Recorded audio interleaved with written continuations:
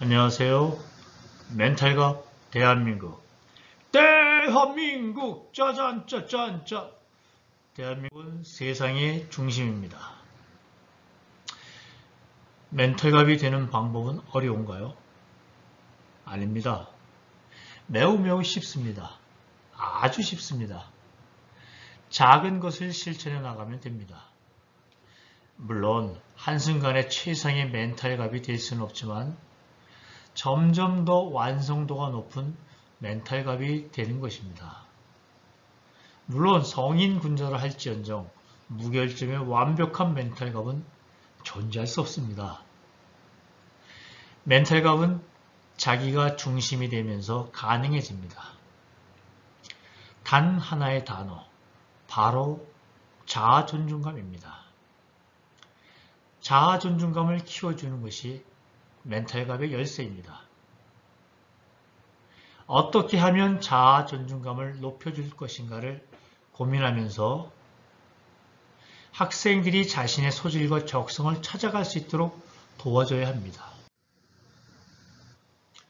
자아존중감을 키워주는 기술적인 것들을 열거하면 수도 없이 많겠지만 가장 근본적인 것 중에 하나가 질문하는 힘을 길러주는 것입니다. 질문은 남이 아닌 바로 나로부터 출발하는 것으로 스스로가 주체적인 생각과 행동을 하려 할 때 나타나는 행위입니다. 오늘도 유태인의 자녀교육법에 대해 이야기해 보고자 합니다. 왜냐하면 유태인은 이미 널리 알려진 대로 자녀교육에 대한 관심이 높을 뿐 아니라 바람직한 자녀교육을 하는 민족이라는 평과 더불어 그렇게 성장한 유태인이 세계 모든 분야에서 엘리트 계층을 형성하고 있기 때문입니다. 대부분의 사람들이 흔히 알고 있는 이야기가 있습니다. 유태인들은 저녁에 가족이 모두 모여서 함께 식사를 하면서 자녀에게 이렇게 묻습니다. 오늘 학교에서 어떤 질문을 했니? 질문을 할 수 있다는 것은 학교 수업 및 모든 활동에서 주체적으로 참여했다는 의미입니다. 부모님은 수업 활동 속에서의 질문 혹은 독서나 실생활에서 궁금하게 생각했던 것에 대해 어떤 질문을 학교에서 했는지 자녀에게 묻는 것입니다. 질문을 하고 싶어하는 학생은 수업 시간에 딴청을 피울 리가 없습니다. 질문을 하고 싶어하는 학생은 수업 시간에 능동적으로 참여합니다.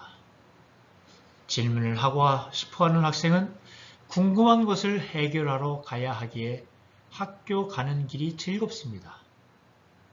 질문을 하고 싶어하는 학생은 선생님의 말씀에 끊임없이 왜 그럴까라는 의문을 품고 세상을 호기심 어린 눈으로 볼 겁니다. 유태인보다 훨씬 똑똑하며 찬란한 문화유산을 가진 우리는 언제부터인가 오늘 학교에서 무엇을 배웠니? 라고 묻습니다. 분명히 단군 조선시대부터 이렇게 묻지는 않았으리라 확신합니다. 그런 물음을 받고 살아왔다면 선조들이 이룬 수많은 문화가 너무도 창의적이고 독특하며 어느 민족도 흉내낼 수 없을 정도로 찬란할 리가 없기 때문입니다. 무엇을 배웠니? 하는 물음을 듣는 순간 자녀는 완벽하게 수동태의 인간으로 변합니다. 학교에서 딴청 피우지 않았음을 증명해야 하기에 배운 지식을 떠올려야 하는 것입니다. 그것은 학교 수업 및 모든 활동에서 주인공이 아닌 다수의 학생 속의 하나의 개체로서 선생님이 주는 지식을 머릿속에 담는 것에 급급해하며 지냈다는 의미입니다. 언제부터인가 질문을 하면 호기심에 대한 칭찬보다도 질책과 꾸지람을 들이면서 성장했기에 질문은 결코 좋은 것이 아니라는 생각이 머리 깊숙이 박혀 있는 겁니다. 질문을 하지 않는 학생은 수업의 주인공이 아니기에 수업 시간이 따분할 뿐이기에 집중하지 않습니다.